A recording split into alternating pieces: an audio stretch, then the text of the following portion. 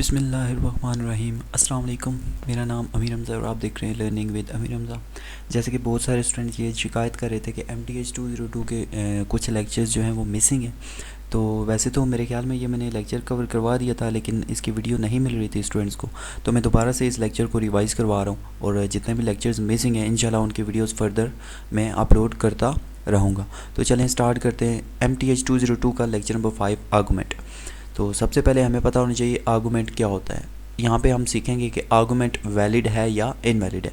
N argument is a list of statements, card, premises और assumptions और hypothesis, यानी कि कुछ मफरूज़ात के तौर पर हम कुछ चीज़ें लेंगे यहाँ पे, followed by a statement called the conclusion.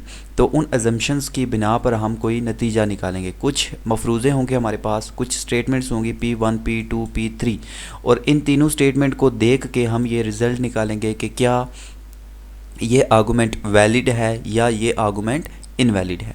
ठीक है, तो चले वैलिड और इनवैलिड का देख लेते हैं। N argument is a valid if the conclusion is true. अगर तो कंक्लूजन हमारा ट्रू आए तो जो आर्गूमेंट होगा वो वैलिड होगा। ठीक है। Alternatively N argument is valid if conjunction of its premises imply conclusion, यानी कि ये हम देखेंगे कि कंजक्शन अगर उनका कंक्लूजन के इक्वल आए तो वो मीन्स के ट्यूटोलॉजी आए हमारे पास। ट्यूटोलॉजी का आप लोगों को पता है कि सारे टी टी टी टी आते हैं, और अगर हमारे पास वही चीज़ फॉल्स हो जाए, कंक्लूजन फॉल्स हो जाए, तो वहाँ पे हमारा जो आर्गूमेंट होगा वो इनवैलिड होगा। ठीक है, थोड़ा सा एग्जांपल से इसको सीखते हैं। एग्जांपल क्या है जी? Show that the following argument form is valid, P implies Q। सबसे पहले P का आप लोगों को पता है, पहले 2 T लिखते हैं फिर 2 F लिखते हैं, और Q में हम TF। अगर हमारे पास सिर्फ 2 वेरिएबल हों P और Q, तो सिर्फ हम क्या करते हैं 4 वेरिएबल लेते हैं। अगर P Q R हो 3 वेरिएबल आ जाए तो फिर हम 8 लेते हैं, क्योंकि यहाँ पे 2 हैं तो हम यही लेंगे। ठीक है, अब देखते हैं P इम्प्लाइज Q का क्या मतलब होता है। दोनों ट्रू हों तो ट्रू आता है। अब यहाँ पे जो हमेशा वही आंसर आता है जो यहाँ पे दूसरे नंबर पे होता है। P इम्प्लाइज Q में हमेशा जो दूसरे नंबर पे चीज़ होती है वही आती है डिफरेंट वाले में। अब देखें टी एफ है तो यहाँ पे एफ आएगा, अब देखें एफ टी है तो यहाँ पे टी था तो यहाँ पे भी टी आएगा, और दोनों सेम हो तो हमेशा ट्रू आंसर देता है। अब यहाँ पे हम स्टेटमेंट्स बनाएंगे, फिर क्यू को दोबारा से लिखेंगे और फिर पी को लिखेंगे। अब हम देखते हैं जी क्रिटिकल रो कौन सी। अब क्रिटिकल रो निकालने का क्या तरीकाकार होता है। क्रिटिकल रो में जैसे कि मैंने बताया था आप लोगों को ट्रू और फॉल्स वाला कॉन्सेप्ट होता है। तो यहाँ पे देखें तीनों की जगह पे ट्रू ट्रू आ रहा है, तो ये इसकी क्रिटिकल रो है। ये इसकी क्या है? क्रिटिकल रो है। Since the conclusion Q is true when the premises P implies Q and are true there are it is a valid argument. क्योंकि यहाँ पे इसकी एक जो रो थी वो क्रिटिकल रो मीन्स के ट्रू वाली आ रही है, कंक्लूजन ट्रू निकल रहा है, तो इट मीन्स कि ये हमारे पास वैलिड आर्गूमेंट है। अब थोड़ा सा नेक्स्ट अगली एग्जांपल की तरफ चलते हैं, उसमें देखते हैं कि क्या कंक्लूजन। इसमें भी P इम्प्लाइज Q ही है। अब देखें इसमें दो चीज़ें आ रही हैं। क्या आ रही हैं? दो जगह पे हमारे पास यहाँ पे एक हमारे पास आ रहा है टी टी टी, और एक जगह हमारे पास आ रहा है एफ टी टी एफ। दो हमारे पास क्रिटिकल रोज आ रही हैं। एक जगह पे आ रहा है हमारे पास दोनों ट्रू हैं, यहाँ पे दोनों ट्रू हैं, लेकिन इसका कंक्लूजन जो होता है, कंक्लूजन हमेशा याद रखिएगा लास्ट वाली टर्म जो होती है वो कंक्लूजन होती है। अब देखें जहाँ पे दोनों ट्रू होंगे सिर्फ वही देखेंगे। ये और ये ट्रू है लेकिन इसका कंक्लूजन ट्रू आ रहा है, ये और ये ट्रू है लेकिन इसका कंक्लूजन क्या आ रहा है? फॉल्स आ रहा है। इसका कंक्लूजन क्या आ रहा है? फॉल्स। इट मीन्स के जो कंक्लूजन में रिजल्ट्स हैं वो एक जगह पे फॉल्स आ रहे हैं, तो इट मीन्स इसका जो आर्गूमेंट होगा वो इनवैलिड होगा, क्योंकि एक रो जो हमारे पास आ गई है क्रिटिकल वो फॉल्स है। ठीक है, अगली एक्सरसाइज पे चलते हैं।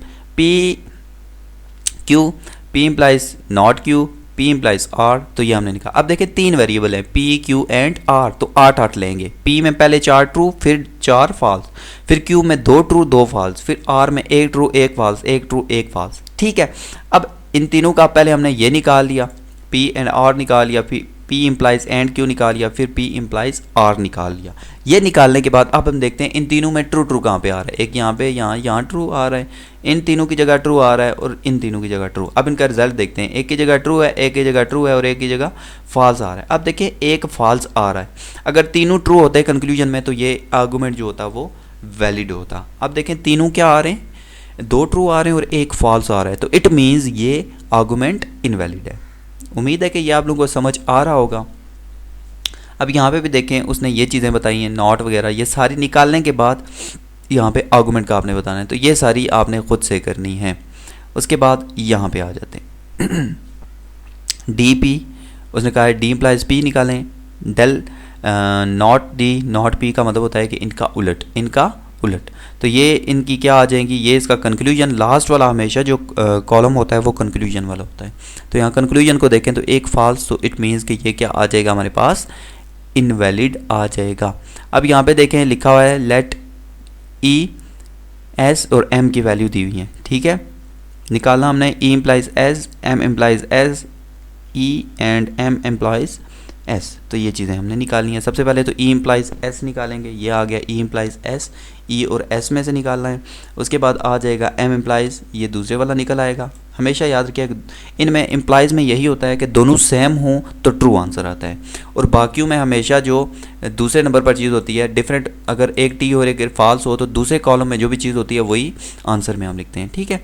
और यहाँ पर ये हमने एंड वाला निकाल लिया, फिर उसके साथ ये। अब देखें कंक्लूजन इसका ये आ रहा है, आखिरी जो कॉलम होता है ये इसका कंक्लूजन आ रहा है। लेकिन इस कंक्लूजन में अगर देखा जाए तो सारे क्या आ रहे हैं, ट्रू आ रहे हैं। ये देखें सारे क्या आ रहे हैं, ट्रू आ रहे हैं। सब क्रिटिकल रोज में ट्रू ट्रू आ रहा है। तो इट मीन्स ये हमारे पास क्या है, वैलिड आर्गूमेंट है, ठीक है। तो इस तरह से वैलिड और इनवैलिड को निकाला जाता है। और बाकी ये जितनी भी एग्जांपल्स हैं इनको आप प्रैक्टिस करें तो इंशाल्लाह आप लोगों को समझ आ जाएगा। इसमें अगर कोई भी प्रॉब्लम हो तो लाजमी बताया करें, और इंशाल्लाह आप लोगों के जो रिमेनिंग लेक्चर्स हैं वो मैं इन वीडियोज़ में इंशाल्लाह कवर करवाता रहूँगा।